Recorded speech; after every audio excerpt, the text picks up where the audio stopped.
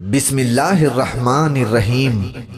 ناظرین، ابن کثیر میں ہے کہ حضرت موسیٰ علیہ السلام سے پوچھا گیا کہ تمہیں تمام لوگوں میں سے ممتاز اور پسندیدہ کر کے ہم کلامی کا شرف کیوں بخشا؟ آپ علیہ السلام نے جواب دیا کہ مجھے معلوم نہیں۔ فرمایا اس لیے کہ تیری طرح اور کوئی میری طرف جھکا نہیں۔ اب تو میری وحی کو کان لگا کر سن، میں ہی معبود ہوں اور کوئی نہیں۔ یہی پہلا فریضہ ہے، تو صرف میری عبادت کے لیے ہے، کسی اور کی کسی قسم کی عبادت نہ کرنا۔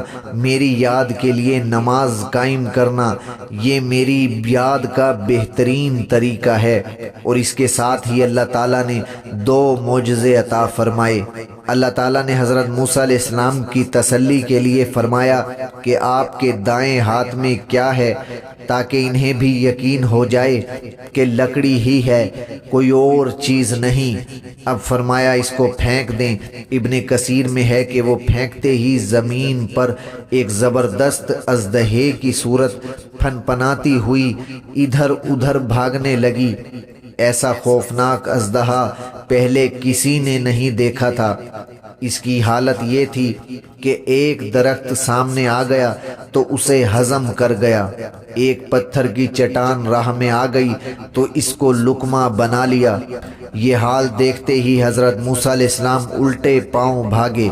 آواز دی گئی، اے موسیٰ اس کو پکڑ لے، لیکن ہمت نہ پڑی۔ پھر فرمایا ڈر نہیں، اس کو پکڑ لے۔ پھر بھی جھجک باقی رہی۔ پھر فرمایا تو ہمارے امن میں ہے، اب ہاتھ بڑھا کر پکڑ لیا۔ کہتے ہیں کہ فرمان خدا کے ساتھ ہی آپ علیہ السلام نے لکڑی زمین پر پھینک دی۔ پھر آپ کی نگاہ ادھر ادھر ہو گئی۔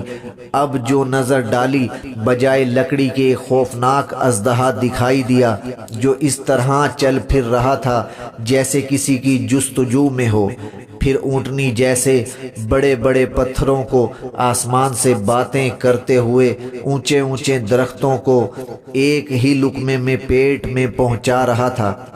آنکھیں انگاروں کی طرح چمک رہی ہیں۔ اس ہیبت ناک خونخوار اژدہے کو دیکھ کر حضرت موسیٰ علیہ السلام سہم گئے اور پیٹھ پھیر کر بھاگے۔ پھر خدا کی ہم کلامی یاد آ گئی تو شرما کر ٹھہر گئے۔ وہیں آواز آئی کہ اے موسیٰ لوٹ کر وہیں آ جاؤ جہاں تھے۔